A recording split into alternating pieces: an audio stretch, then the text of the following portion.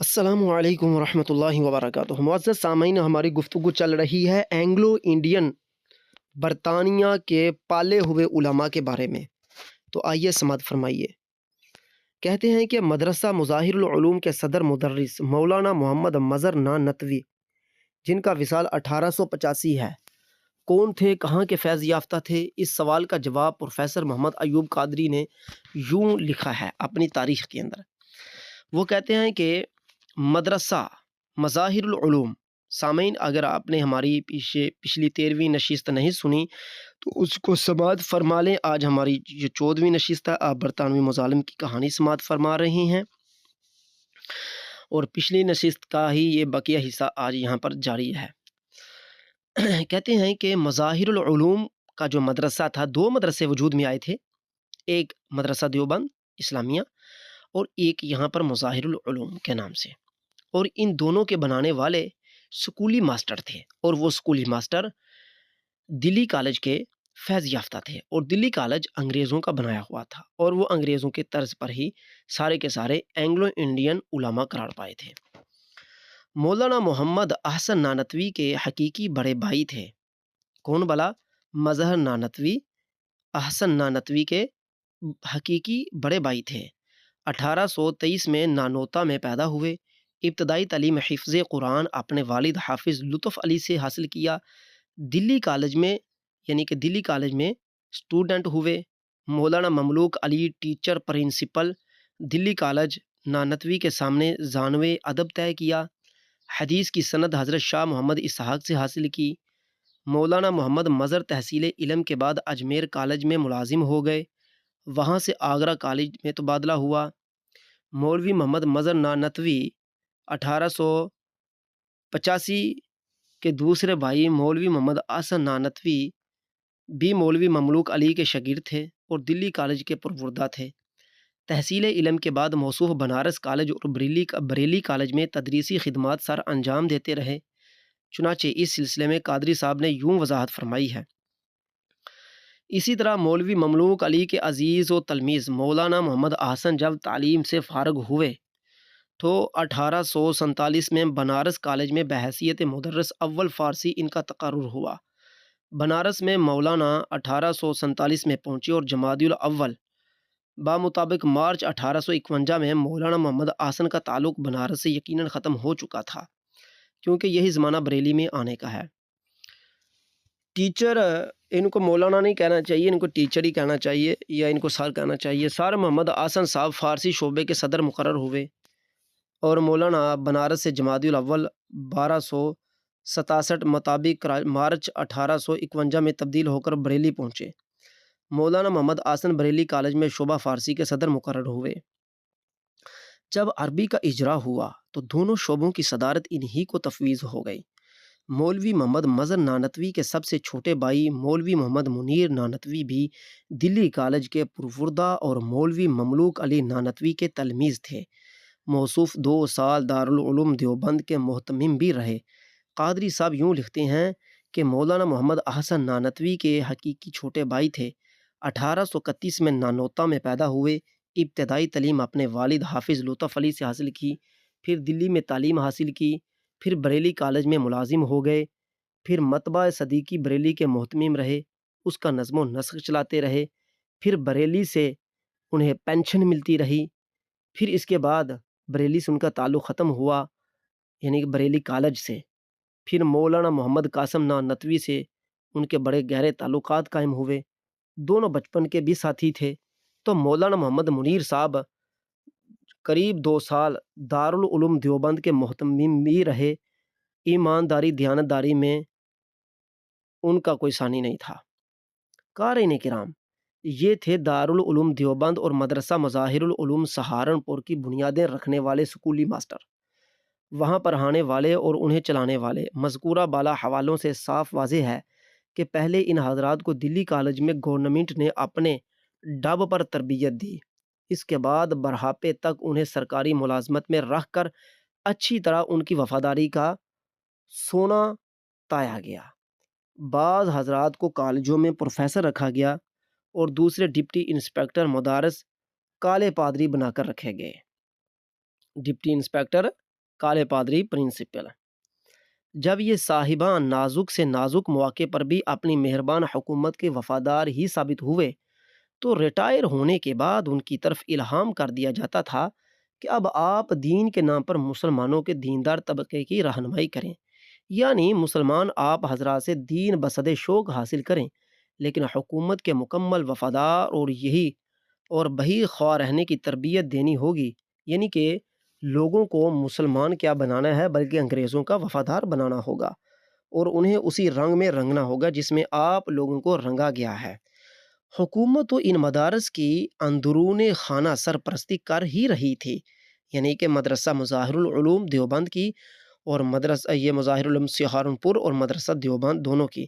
اور یہ ساری مشینری اسی دستے غیب سے چل رہی تھی، یعنی کہ انگریزوں کے دستے غیب سے۔ دوسری طرف مسلمانوں کو ادھر مائل کرنے کی غرض سے دیوبندیوں نے کارکنان دارالعلوم دیوبند کے زہد و تقوی، خلوص و للہیت، کشف و کرامت کے ایسے افسانے گھرنے شروع کر دیے کہ مرزا غلام احمد قادیانی کے بھی کان کاٹ لیے اور بولے بالے مسلمان ان کے جال میں پھنسنے شروع ہو گئے۔ یہ جال ایسا تلسماتی بنایا گیا کہ اس وقت اس چکر کو کیا سمجھ سکتے، جبکہ پاک و ہند کے کتنے ہی مدعیان اسلام آج تک اس کی تعلیمات کے زہر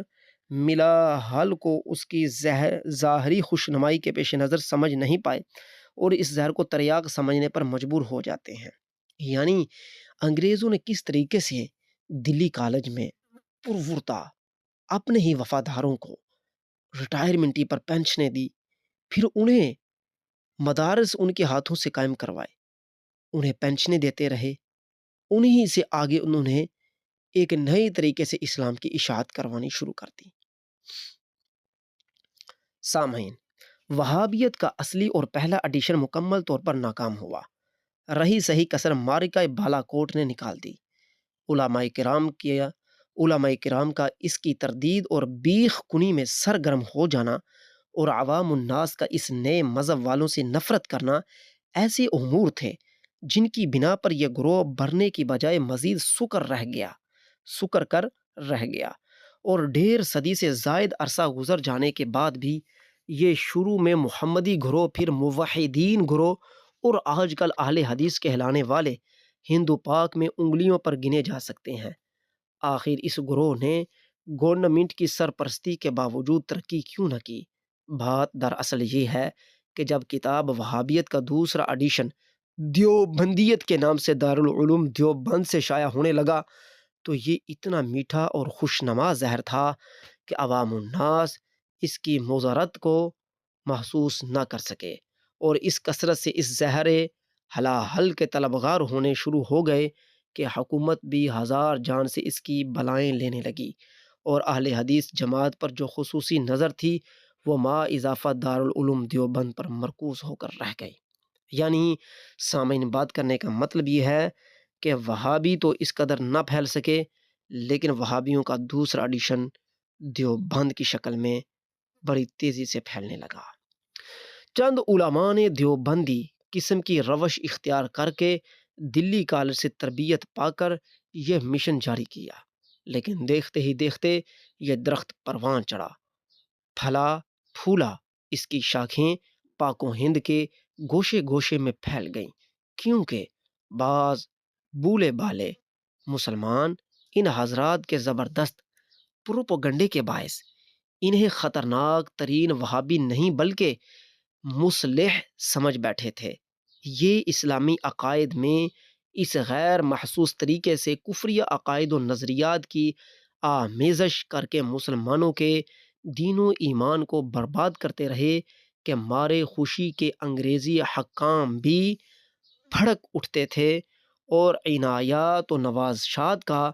اندرون خانہ وہ اہتمام کیا جس جماعت کی تعداد 5-10 ہزار سے زائد نہ تھی، ان کا مدرسہ دیوبند چھپڑوں جھونپڑیوں سے ترقی کرتا ہوا جامعہ ازہر کے بعد دنیا کی سب سے بڑی مذہبی درسگاہ بن گیا۔ دارالعلوم دیوبند اور دیوبندی گروہ کی ترقی گویا اہل حدیث حضرات کی تنزلی کا پروانہ تھا۔ اس کی ترقی کے ساتھ ہی یہ حضرات یتیمی اور قسم پرسی کی زندگی گزارنے پر مجبور ہو گئے۔ اسی دوران میں اس محمدی یا اہل حدیث گروہ کا 2-4 مقامات پر انگریزوں سے ٹکرا بھی ہوا، لیکن حاصل کچھ نہ ہوا بلکہ نقصان ہی اٹھاتے رہے، اور آخرکار یہ لوگ بھی اپنی اکثریت کے ساتھ متفق ہو کر حکومت کی وفاداری اور بھائی خواہی پر ایمان لے آئے۔ میاں نذیر حسین دہلوی، نواب صدیق حسن خان قنوجی بھوپالوی، مولانا محمد حسین بٹالوی وغیرہ حضرات کی سرکردگی میں ساری جماعتی حکومت کے قدم چومنے پر متفق ہو گئی، انگریزوں کے قدم چومنے پر متفق ہو گئی۔ اس جماعت کی زندگی کے یہ 3 ادوار ہیں، یعنی پہلے دور میں گورنمنٹ کے منظور نظر، دوسرے دور میں اکثریت وفادار اور بعض حکومت کے خلاف، اور تیسرے دور میں سب حکومت کے بہی خواہ منتظر نظر کرم۔ دارالعلوم دیوبند جو دلی کالج کی شاخ ہے اور وہابی حضرات کا دوسرا مرکز بنا، اس پر بھی 2 دور گزرے ہیں اور دونوں ایک دوسرے سے مختلف ہیں۔ ابتدائی ایام اور پہلے دور میں انگریزوں کی مکمل سرپرستی ہے اور تائید و حمایت حاصل رہی، خوب جی بھر کر عنایت سرکار کے مزے لوٹے۔ دوسرا دور وہ ہے جب متحدہ ہندوستان کی سرزمین میں گاندھی کی آندھی چلی، ہندوؤں نے ہنود نے خفیہ منصوبے کے تحت حکومت کے ہر محکمے میں، فوج پولیس میں اپنے آدمی کثیر تعداد میں شامل کر لیے، تجارت و ملازمت صنعت و حرفت کے ذریعے خوشحال ہونے لگے، تو ہمدردیوں کے جال بچھا کر سود در سود کے چکر میں مسلمانوں کی جائیدادوں پر قابض ہونے شروع ہو گئے۔ غرض ہے کہ ہر قسم کی طاقت و قوت حاصل کر لینے کے بعد ہندوؤں نے حصول آزادی کی خاطر انگریزوں سے سرد جنگ جاری رکھنے کا سلسلہ شروع کر دیا۔ اس دور میں علماء دیوبند نے محسوس کیا کہ ہنود کی بے پناہ تیاریوں کے مقابلے میں اب انگریز زیادہ عرصہ ہندوستان پر قابض نہیں رہ سکتے، اور وہ دن دور نہیں کہ ہندوستان کی فضاؤں میں قوم کا ترانہ جھنڈا لہرا رہا ہوگا،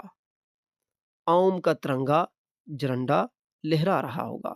صورت حالات کا اس طرح تجزیہ کرنے کے بعد علماء دیوبند نے اپنے سرپرستوں اور محسنوں کو الوداعی سلام کیے بغیر متوقع حکمرانوں کے در کی گدائی شروع کر دی۔ کانگریس نے ان حضرات کی ناز برادری اور تالیف قلب کا پورا خیال رکھا اور انگریزوں سے بھی بڑھ چڑھ کر انہیں نوازتے رہے۔ اس دور میں یہ حضرات مکمل طور پر ہندو مفادات کی خاطر اپنا تن من دھن سب کچھ لٹانے کے لیے تیار بیٹھے رہتے تھے۔ اس وقت یہ حضرات ہندوؤں پر کچھ اس طرح پروانہ وار نثار اور گاندھی جی کے پجاری ہو کر رہ گئے کہ ہندوؤں نے انہیں انگریز کی گولیوں کا نشانہ بننے کی ترغیب دی تو یہ لبئی کہہ کر سوراج کے دیوتا پر بینٹ بن کر چرنے کے لیے تیار ہو جاتے، اور ایسی موت کو شہادت عظمیٰ سے کسی طرح کم ماننے پر تیار نہ ہوتے۔ اور اگر گاندھی جی یا پنڈت جواہر لال نہرو نے انہیں مسلم مفادات پر کاری ضربیں لگانے کا حکم دیا یا ترغیب ہی دلائی تو یہ حضرات اپنے اصطلاحی مشرکوں اور بدعتیوں کو نقصان پہنچانے میں کوئی دقیقہ فروگزاشت نہیں کیا کرتے تھے۔ اور یہ بھی حقیقت ہے کہ مسلمانان پاک و ہند کے مفادات کو جتنا نقصان اس تحریک وہابیت نے پہنچایا اتنا مشرکین ہند بھی آج تک نہیں پہنچا سکے۔ اپنے دوسرے دور میں دیوبندی حضرات واقعی انگریزوں کے مخالف بن کر بھی رہے، لیکن ہندو مفادات کی خاطر مسلم مفادات کے لیے ان حضرات کا وجود جملہ خوارج کی طرح ہمیشہ ایک چیلنج بن کر ہی رہا ہے۔ باری تعالی شانہ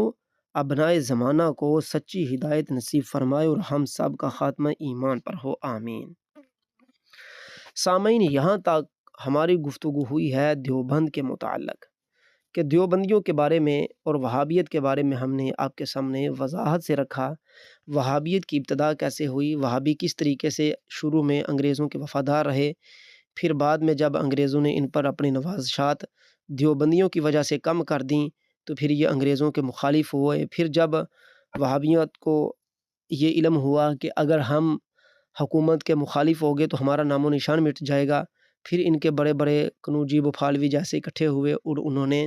جیسے انگریز نے کہا اسی طرح انہوں نے اپنا کام شروع کر دیا تاکہ کم از کم ہندوستان میں اپنی جماعت تو بچائی جا سکے۔ اسی طرح دیوبندی تھے، دیوبندیوں کا بھی حال یہی ہے کہ دیوبندی وہابیت سے نکلے ہیں۔ اس کی کیا وجہ بنی؟ وہ مولوی اسحاق جو شاہ عبدالعزیز کے لخت جگر تھے، اس کے حوالے سے ہم نے پچھلی نشست میں یہ باتیں آپ کے سامنے رکھ دی ہیں، آپ وہاں پر سن سکتے ہیں۔ یہ 14ویں نشست ہے، اس میں وہ باتیں ذکر نہیں کی جا رہی، صرف خلاصتاً عرض کر رہا ہوں کہ مولوی اسحاق صاحب جو تھے وہ وہابیت کے غیر مقلدوں کے خلاف تھے۔ وہ کہتے تھے کہ وہابی تو بندے کو ہونا چاہیے لیکن مقلد وہابی ہونا چاہیے، یعنی کہ عقائد و نظریات وہابیت کے ہوں اور مکمل طور پر بھی وہی عقائد نہیں ہونے چاہیے، تھوڑے بہت اپنے بھی اس کے اندر ہونے چاہیے، اپنی بھی گنجائش ہونی چاہیے، اور ہمیں چاہیے کہ ہم حنفیت کے طریقے پر چلیں۔ تو تقلید حنفی کے تحت رہ کر انہوں نے باقاعدہ اپنا پلیٹ فارم بنایا۔ مولوی اسحاق صاحب تو خود مدینہ شریف چلے گئے، پیچھے وہ جو مملوک علی کو وغیرہ کو اس پلیٹ فارم کا صدر بنا گئے، تو وہ دلی کالج کے ماسٹر ٹیچر تھے، تو انہوں نے انگریزوں کی پوری وفاداری کی اور انہوں نے بھی اپنی جماعت کو پروان چڑھانے میں انگریزوں سے ہر قسم کی اعانت و مدد لی، کیونکہ حکومت انگریزوں کی تھی۔ انہوں نے 2 مدرسے قائم کر لیے جو کہ اس وقت دنیا کے عظیم ترین مدارس میں شمار ہونے لگے، اور اس کا انگریزوں کا فائدہ یہ ہوا کہ اب انگریز پورے مطمئن ہو گئے کہ ایسے مسلمان تیار نہیں ہو رہے جو ہمارے خلاف اٹھیں گے، اس لیے انگریزوں کے ہی سکولی ماسٹروں نے یہ مدرسے قائم کیے، اور انہی سکولی ماسٹروں کو انگریز پینشن بھی دیا کرتے تھے اور انہی کی پینشن پر یہ مدارس بھی چلا کرتے تھے۔ لیکن ظاہر ہے کہ بنیاد پر جانے کے بعد انگریز اپنی اعانتیں کم بھی کر دیتے ہیں، جس طرح کہ بعد میں انگریزوں کی زیادہ اعانتیں ہندوؤں پر ہو گئیں، پھر دیوبندیوں سے ان کی اعانتیں کم ہو گئیں، کیونکہ انہیں پتہ چل گیا کہ اب ہم نے جو پودا بونا تھا وہ ہم نے بو دیا ہے، اب یہ پودا اپنے پاؤں پر قائم ہو گیا ہے، اب یہ آگے پھیلتا ہی چلا جائے گا۔ تو اب انہیں دیوبندیت کی پیچھے سے پشت پناہی کرنے کا کیا ملنا تھا، کیونکہ پودا تو انہوں نے لگا دیا تھا۔ تو اب ایسی صورتحال میں انہوں نے انگریزوں نے ہندوؤں پر نوازشات شروع کر دی، تو دیوبندیوں نے دیکھا کہ جو مسلمان حقیقی ہیں وہ تو پہلے ہی دب کر رہ چکے ہیں، ان کا کیا جانا ہے، وہ تو اپنا راستہ علیحدہ کر چکے ہیں، ہم انگریزوں کے وفادار تھے، ہمارے ہاتھ انگریزی حکومت میں چلتے تھے، تو ہم پیچھے ہٹنا شروع ہو گئے ہیں، تو اب یہ سارا ہی کام ہندو لوگ لے جائیں گے، تو اب جو دیوبند تھے وہ ہندوؤں کے بھی غلام بن گئے، یعنی کہ ہندوؤں کے بھی وہ اسی طرح ہی وفاداری کرنی شروع انہوں نے کر دی جس طرح کہ وہ انگریزوں کی کرتے تھے۔ پھر اس دور میں وہ دیوبند جو تھے وہ انگریزوں کے بھی جس وقت ہندو طاقت میں آ گئے تو ان کی طرف دیکھتے ہی دیکھتے دیوبند والے جو تھے وہ ایک قوت کو جب انہوں نے ابھرتے ہوئے دیکھا ہندوؤں کی قوت کو، تو وہ انگریزوں کے خلاف ہو گئے۔ تو یہ ہے، بعض لوگ یہ کہتے ہیں جی دیوبند والے تو انگریزوں کے خلاف تھے، فلانی کتاب میں لکھا ہے وہاں بھی انگریزوں کے خلاف تھے، تو ہم نے ساری گفتگو کو آپ کے سامنے رکھا ہے کہ اس دور میں کون انگریزوں کا وفادار رہا اور کون انگریزوں کا خلاف رہا۔ میں یہاں پر یہ سمجھتا ہوں، انشاءاللہ تعالی ہم اپنی بات کو آگے چلاتے ہیں، میں یہاں پر یہ سمجھتا ہوں کہ یہ جو عقائد وہابیت ہیں یا عقائد دیوبندیت ہیں، یہ کوئی انگریزوں نے نہیں ان کو دیے تھے، یہ ان کے آپس میں ہی شروع سے چلتے آ رہے تھے۔ یہ خوارج سے، جس طرح کہ ہم نے پچھلی نشستوں میں خوارج کے حساب سے آپ کو ذکر کر کے بتایا ہے کہ ان کا سلسلہ سب خوارج سے ملتا ہے، لیکن وجہ یہ تھی کہ اسلامی ادوار کے اندر یہ گنے چنے لوگ ہوا کرتے تھے، کوئی 50 کوئی 100 کوئی 500 حد زیادہ سے زیادہ، بس یہی ہوا کرتا تھا۔ کوئی سنتا تھا کہ جی خارجی ہیں، لیکن ان کو تلاش کرنا بڑا مشکل ہوتا تھا، یہ اتنی تعداد میں کم ہوتے تھے۔ لیکن انگریزوں نے چونکہ مسلمانوں کے اتحاد کو پارا پارا کرنا تھا، جمعیت کو توڑنا تھا، زیادہ گمراہی مسلمانوں میں دھکیلنی تھی، تو پھر اس نے مسلمانوں کے اندر ایسے فرقے جو شروع سے چل رہے تھے جن کی تعداد کم تھی ان پر نوازشات کیں، انہیں نوکریاں دیں، ان کی پینشنیں لگائیں۔ انہوں نے بھی یہی سوچا کہ بھائی یہ جو پہلے سے حکومتیں چل رہی تھیں، کوئی خلافت عثمانیہ چل رہی تھی، کوئی مغلیہ چل رہی تھی، تو یہ تو ساری سنیوں کی حکومتیں تھیں، بریلویوں کی حکومتیں تھیں، انہوں نے ہمیں سوائے نقصان کے کیا دیا تھا، ٹھیک ہے نا، کیونکہ یہ ہر دور میں اہل سنت و جماعت کی کثرت رہی ہے اور حکومت کے اندر سنیوں کا ہی اثر رسوخ رہا کرتا تھا۔ تب ان فرقوں نے بھی اپنا مفادات اسی میں اپنے مفادات جانے کہ بھائی ہمیں اس سے بڑھ کر ہمارے لیے کیا فائدہ ہے کہ انگریزوں کی حکومتیں آ گئی ہیں،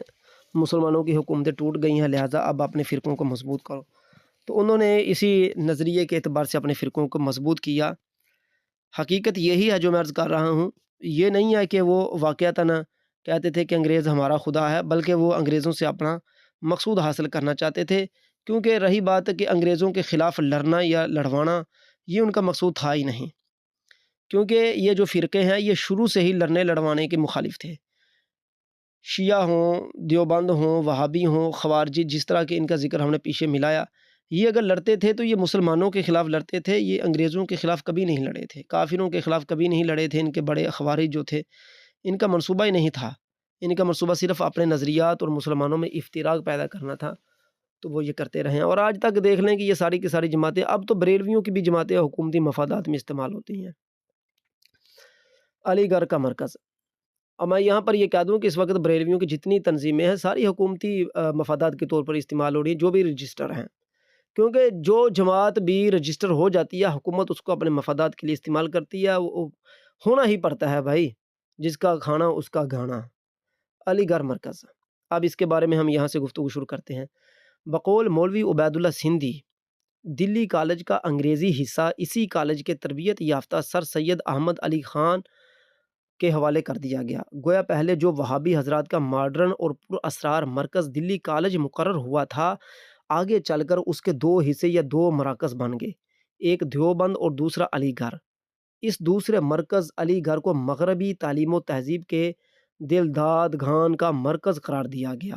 اور آہستہ آہستہ پورے ملک میں اس کی برانچیں قائم کر دی گئیں، جو مرور زمانہ کے ساتھ ساتھ مستقل مراکز کی حیثیت حاصل کرتی چلی گئیں۔ اس طرح پورے ملک میں مغربی علوم اور مغربی تہذیب چھا گئی، اور یہ دونوں چیزیں اس طرح پاک و ہند کے باشندوں کے دماغ و اعصاب پر سوار ہوئیں کہ انگریزوں کو ہمارے ملک سے گئے ہوئے چوتھائی صدی سے زیادہ عرصہ گزر گیا ہے، لیکن ان مغربی لعنتوں سے چھٹکارا حاصل کرنا تو دور کی بات ہے، خود مسلمان کہلانے والوں نے انہیں اس طرح اپنا ضابطۂ حیات اور لائے عمل بنایا ہوا ہے جیسے مسلمانوں کی کامیابی و کامرانی کا راز قرآن و سنت کے احکام کی پیروی میں مضمر نہیں بلکہ مغربی لعنتوں میں ہے۔ باری تعالیٰ شانو ہمیں سوچنے سمجھنے کی توفیق عطا فرمائے۔ یہاں سامعین علی گڑھ کالج جو بنا ہے وہ دلی کالج کی ایک شاخ تھی۔ پہلے بھی ہم نے پچھلی نشست میں عرض کیا تھا کہ دلی کالج میں عربی، فارسی اور انگریزی کی تعلیم دی جاتی تھی۔ بعد میں انہوں نے پروپیگنڈے کے تحت انگریزوں نے اس کو دو شاخوں میں تقسیم کر دیا، یعنی کہ اسلام کے نام پر تعلیم کو علیحدہ مدارس کی شکل میں تشکیل کر دیا، کیونکہ جب انہوں نے ایک ایسے اپنے اینگلو انڈین اپنے وفادار علماء تیار کر لی تو انہوں نے یہ کام کرنا ہی تھا۔ تو دوسری طرف انہوں نے یہ علی گڑھ کالج تیار کیا، اور علی گڑھ کالج جو ہے وہ انگریزی تعلیم یعنی کہ انگلش جہاں پر پڑھائی جاتی تھی، تو دیکھیے کہ یہ پورے ہندوستان میں پھیل گئے، جنہیں ہم سکول کہتے ہیں۔ آپ دیکھیں آج تو گھر گھر میں سکول ہے۔ تو یہاں پر مصنف یہ کہنا چاہ رہے ہیں کہ یہ جو سکول کی تعلیم ہے، اسی نے مسلمانوں کو انگریزوں کا غلام بنا دیا، وفادار بنا دیا، اسلام کی دشمنی اسلام کی دشمنی ہی آ گئی نا اندر، تو ان کی تہذیب، ان کے دل دادہ ہونا آج تک نہیں اس قوم سے نکل سکا، اور اس کی ساری وجہ سکول کی تعلیم ہے۔ یہ دیکھیے صاف لکھا ہوا یہاں پر، صاف لکھا، میں دوبارہ پڑھ دیتا ہوں۔ علی گڑھ کالج انگریزی حصہ اسی کالج کے تربیت یافتہ سر سید احمد خان علی گڑھ لے گئے۔ گویا پہلے جو وہابی حضرات کا ماڈرن اور پر اسرار مرکز دلی کالج مقرر ہوا تھا، آگے چل کر اس کے دو حصے یا دو مراکز بن گئے، ایک دیوبند دوسرا علی گڑھ۔ اس دوسرے مرکز علی گڑھ کو مغربی تعلیم و تہذیب کے دلداد گان کا مرکز قرار دیا گیا، اور آہستہ آہستہ پورے ملک میں اس کی برانچیں قائم کر دیں گے، سکول پورے ملک میں قائم ہو گئے۔ مرور زمانہ کے ساتھ، وقت کے گزرنے کے ساتھ ساتھ مستقل مراکز کی حیثیت حاصل کرتے چلے گئے۔ اس طرح پورے ملک میں مغربی علوم اور مغربی تہذیب چھا گئی، اور یہ دونوں چیزیں اس طرح پاک و ہند کے باشندوں کے دماغ میں اعصاب پر سوار ہوئیں کہ انگریزوں کو ہمارے ملک سے گئے ہوئے چوتھائی صدی سے زیادہ عرصہ گزر گیا ہے، لیکن ان مغربی لعنتوں سے چھٹکارا حاصل کرنا تو دور کی بات ہے، خود مسلمان کہلانے والوں نے انہیں اس طرح اپنا ضابطۂ حیات اور لائے عمل بنایا ہوا ہے کہ جیسے مسلمانوں کی کامیابی و کامرانی کا راز قرآن و سنت کے احکام کی پیروی میں مضمر نہیں بلکہ مغربی لعنتوں میں ہے۔ علی گڑھ کالج کے بارے میں عرض کرنے سے پہلے اس حقیقت کا اظہار کر دینا بھی ضروری نظر آتا ہے کہ 1857 کے بعد برٹش گورنمنٹ نے جو پالیسی وضع کی اس کو مولوی عبدالخالق قدوسی کے لفظوں میں بیان کر دیا جائے تو بہتر ہے۔ مولوی عبدالخالق قدوسی صاحب لکھتے ہیں کہ بات دراصل یہ ہے کہ 1857 کے تلخ تجربہ کے بعد انگریز سرکار اس قدر حساس ہو چکی تھی کہ وہ جب بھی ہندوستانیوں خصوصاً مسلمانوں میں کسی قسم کے اضطراب و اشتعال کے آثار محسوس کرتی تو قبل اس کے کہ حالات خطرناک صورتحال اختیار کر جائیں مسلمان قوم کے سامنے کوئی نئی چیز مسلمان لیڈروں کے ہی ذریعے پیش کر دیتی، جس سے مشتعل قوم کا رخ خود بخود دوسری طرف پھر جاتا۔ ٹھیک ہے نا، یعنی کہ انگریزوں نے مسلمانوں کے لیڈروں کو اپنا غلام بنایا ہوا تھا، اور وہ لیڈر بنائے اسی لیے تھے تاکہ مسلمانوں میں کوئی بات ہو ان کے لیڈر ان کو کہیں ایسا نہیں ویسا ہے، وہ کام آج تک چل رہا ہے۔ علی گڑھ کی مسلم یونیورسٹی کی تحریک کیوں چلائی گئی؟ مولوی سید سلیمان ندوی لکھتے ہیں اس پرسار مولوی سید سلیمان ندوی نے اس پر اسرار حقیقت کے چہرے سے یوں پردہ ہٹایا تھا۔ واقعہ یہ ہے کہ اس زمانے میں طرابلس اور بلقان کے ہنگاموں کے سبب سے مسلمانوں میں بے حد جوش و خروش تھا، انگریزوں کی طرف سے دلوں میں بے حد ناراضگی نفرت پھیلی تھی، اور ان کی ذرا ذرا سی بات سے مسلمانوں کو چڑ ہوتی تھی۔ حکام کے سامنے ان ناخوشگوار حالات کا تدارک از بس ضروری تھا، اس لیے بہترین تدبیر یہ تھی کہ ملک میں کوئی ایسی عالمگیر تحریک شروع کر دی جائے جو مسلمانوں کے رخ کو ادھر سے ادھر پھیر دے۔ یہ چیز ایک مسلم یونیورسٹی کا تخیل تھا، جس کو لے کر ہز ہائی سر آغا خان، جو اس وقت کے مسلم قومی رہنما اور انگریزوں کے معتمد تھے، سر آغا خان آگے بڑھے۔ علی گڑھ کالج کے اصل کرتا دھرتا سر سید خان تھے۔ دلی کالج سے تحریف شدہ مذہب یعنی وہابیت کو بشکل دیوبندیت لے کر آئے تھے، لیکن علی گڑھ سامعین یہ جو ہم نے ابھی پچھلا حوالہ پڑھا ہے وہ بتا دیں کہ حوالہ پورا ہو چکا ہے، اپنا سلیمان ندوی مولوی حیات شبلی صفحہ 531 صفحے سے ہم نے یہ بات پڑھی ہے۔ بات لگتا ہے آپس میں مل گل گئی ہے، سمجھ نہیں آئی ہوگی آپ کو، دوبارہ مرض کر دیتا ہوں، خلاصہ عرض کر دیتا ہوں۔ سید سلیمان ندوی لکھتے ہیں کہ طرابلس اور بلقان کے ہنگاموں کے سبب مسلمانوں میں بے حد جوش و خروش تھا، تو انگریز مسلمانوں سے ڈرتے تھے، اس لیے انگریزوں کو اب اس بات کی ضرورت تھی کہ وہ ایک باقاعدہ ایسا ادارہ قائم کرے جہاں پر مسلمانوں کو جمع کیا جا سکے اور ان پر کوئی رئیس مقرر کیا جا سکے۔ تو ان پر جو رئیس سر آغا خان تھے اور ان کے ادارے جو تھے وہ مسلم یونیورسٹی کی شکل میں مقرر کیے گئے تھے، یہ سید سلیمان ندوی نے لکھ دیا ہے۔ علی گڑھ کالج کے اصل کرتا درتا تو سر سید احمد خان تھے۔ دلی کالج سے تحریف شدہ مذہب یعنی وہابیت کو بشکل دیوبندیت لے کر آئے تھے، لیکن علی گڑھ کالج میں آ کر کریلا اور نیم پر چڑھ گیا، یعنی وہابیت کو بشکل دیوبندیت لے کر آئے تھے نا، لیکن علی گڑھ میں آ کر کریلا اور نیم پر چڑھ گیا، موصوف نیچریت کے بانی بن گئے۔ اس طرح مسلمانوں کی خیرخواہی اصلاح کے نام پر ساتھ ساتھ مقدس اسلام کی بیخ کنی کا فریضہ جو حکومت کی طرف سے عائد ہوا تھا سر انجام دے کر گورنمنٹ کی خوشنودی حاصل کرتے رہے۔ اچھا، یہ نیچریت جو تھی در حقیقت یہ وہابیت سے نکلی ہے، جس طرح کہ یہاں پر ہم نے عرض کیا ہے کہ یہ سر سید دلی کالج کا پروردہ تھا نا، تو دلی کالج کی جو انگریزی تعلیم کا سلسلہ تھا وہ سر سید کے حوالے کیا گیا تھا، تو سر سید جو تھا پہلے وہابی تھا، اب یہاں پر آ کر نیم کریلا ہو گیا۔ اس کی وجہ یہ بنی، آج بھی وہابیوں کے اندر ایسی جماعتیں موجود ہیں کہ جو قرآن مجید کی تفاسیر، معجزات اور دیگر چیزوں کو اپنی عقل پر تولتے ہیں اور انہیں وہ حقیقی نہیں قرار دیتے، بلکہ جس طرح سر سور نے تعویلات کی ہیں اسی طرح ہر واقعہ کی وہ تعویل کرتے ہیں۔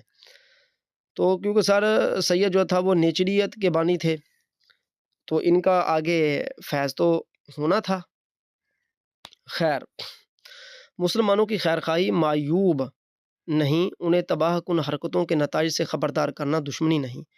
دولت، علم و فن اور اخلاق و کردار میں مسلم قوم کو آگے بڑھانے کی کوشش کرنا بدخواہی نہیں، بلکہ یہ امور تو مستحسن ہے۔ اگر واقعی یہ مصلح اور ریفارمر بننے والے یہی کچھ کرنا چاہتے تھے تو محمد رسول صلی اللہ علیہ وسلم کے دین پر عمل جراحی کی مشق کس غرض سے فرمائی گئی تھی؟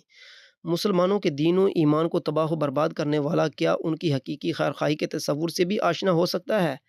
نیچریت پر گفتگو ہم انشاءاللہ تعالیٰ باب 100 میں کریں گے۔ دلی کالج کا انگریزی حصہ علی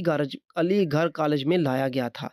اب دیکھنا یہ ہے کہ علی گڑھ سے کہاں تک یہ معاملہ پھیلا۔ بریلی اور میرٹھ کی درسگاہوں کے بارے میں ملاحظہ ہو۔ بریلی کی یہ درسگاہ اور میرٹھ اسکول دلی کالج کی شاہ قرار پائے۔ 1848 تک بریلی اسکول میں کوئی فیس نہیں لی جاتی تھی۔ 1850 میں بریلی کا اسکول کالج بنا دیا گیا۔ ڈھاکہ یونیورسٹی کے قیام کی وجہ مولوی سید سلیمان ندوی نے یہ بتائی۔ گورنمنٹ نے مسلمانوں کے اس زخم پر رکھنے کے لیے جو مرہم تجویز کیا اس کا نام ڈھاکہ یونیورسٹی ہے۔ اس یونیورسٹی کی تجویز اور خاکہ بنانے میں ان لوگوں کو بھی شریک کیا جو احرار کے سرگرو سمجھے جاتے تھے۔ چنانچہ نئے تعلیم یافتوں میں سے محمد علی مرحوم اور علماء میں سے مولانا شبلی کے نام اس سب کمیٹی میں داخل ہوئے جو اسلامک سٹڈیز کے نام کے لیے بنائی گئی تھی۔ اور وہ زخم کیا تھا جس پر ڈھاکہ یونیورسٹی کے قیام کا مرہم لگایا گیا؟ اس کا جواب مولوی عبدالخالق قدوسی کی زبانی سنیے۔ اسی طرح 1910 میں جب تقسیم بنگال کی تنسیخ کا فیصلہ ہوا تو مسلمانوں میں سخت اشتعال پیدا ہوا اور ایک اچھا خاصا ہنگامہ برپا ہو گیا۔ گورنمنٹ نے اس کا علاج جو تجویز کیا وہ ڈھاکہ یونیورسٹی کا قیام تھا۔ یونیورسٹیوں کا قائم ہونا تھا کہ بر صغیر پاک و ہند میں انگریزی اسکولوں اور کالجوں کا جال پھیلا دیا گیا اور انگریز نے ان کے ذریعے جس مقصد کو حاصل کرنا تھا وہ بڑی آسانی سے حاصل ہو گیا۔ انگریزی زبان کا سیکھنا اور سکھانا برا نہیں، یہ بھی دوسری زبانوں کی طرح ایک زبان ہے، اس کا سیکھنا کسی طرح معیوب نہیں ہو سکتا۔ ان انگریزی کالجوں اور اسکولوں کی دو باتیں معیوب تھیں جو سنت نصارہ کے طور پر آج تک کمال عقیدت کے ساتھ اپنائی ہوئی ہیں، اور مسلمان کہلانے والے بھی ان معائب کو دور کر کے اپنی درسگاہوں کو باعث خیر و برکت کر دکھانے اور انہیں دنیا و عقبہ کی کامیابی و کامرانی کا ذریعہ بنانے سے کتراتے رہتے ہیں۔ ان سرکاری درسگاہوں کی دونوں خرابیوں میں سے ایک یہ ہے کہ یہ ادارے مغربی تہذیب و تمدن سکھانے کی تربیت گاہیں بنائے گئے ہیں۔ دوسری خرابی یہ ہے کہ اسلامی علوم و عرف سے طلباء کو علمی اور عملی طور پر بڑی حد تک دور ہی رکھا جاتا ہے۔ انگریز تو مسلمانوں کو اور خصوصاً ان کے پڑھے لکھے طبقے کو دین سے ناواقف دیکھنا اور رکھنا چاہتا تھا، لیکن پاکستان کی کسی حکومت نے آج تک یہ وضاحت کرنے کی زحمت گوارا نہیں فرمائی کہ وہ اپنی درسگاہوں سے اسلام کو باہر نکال کر مسلمانوں کی موجودہ نسل کو دین سے ناواقف رکھ کر کون سا مقدس مقصد حاصل کرنے کے در پہ ہیں۔ لو بھائی سامعین، یہاں سے آگے ہم آئندہ گفتگو کریں گے۔ آج یہاں پر 14ویں ہماری نشست مکمل ہوئی۔ یہاں پر آخر میں ہم نے مصنف کا ایک تبصرہ پڑھا ہے۔ مصنف صاحب یہاں پر یہ کہہ رہے ہیں کہ بھائی اگر مسئلہ ہے زبان کا، یعنی کہ انگریزی زبان کا، تو انگریزی زبان سے تو ہمارا کوئی اختلاف نہیں ہے۔ ہمارا اختلاف یہ ہے کہ اس وقت جتنے بھی سکول بنے ہوئے ہیں پاکستان میں بھی، ان سکول کے مقاصد وہی ہیں جو انگریزوں نے پہلے دن رکھے تھے، یعنی کہ انگریزوں کی بودوباش، انگریزوں کا طریقہ سکھانا، انگریزوں کی تہذیب پلانا اور اسلام قرآن سے دور کرنا۔ اب یہاں پر یہ نہ کہہ دینا کہ یہ مفتی فضل احمد چشتی صاحب کی بات ہے، اور بھائی یہ مولوی عبدالحکیم اختر شاہ جہاں پوری کی بات ہے، جن کو ساری بریلوی نسل سمجھتی ہے کہ ان کو پڑھنا چاہیے۔ تو کم از کم ان کی ان باتوں پر بھی یقین کرنا چاہیے آپ لوگوں کو۔ کیوں چشتی صاحب کے خلاف بکواس کرتے ہو؟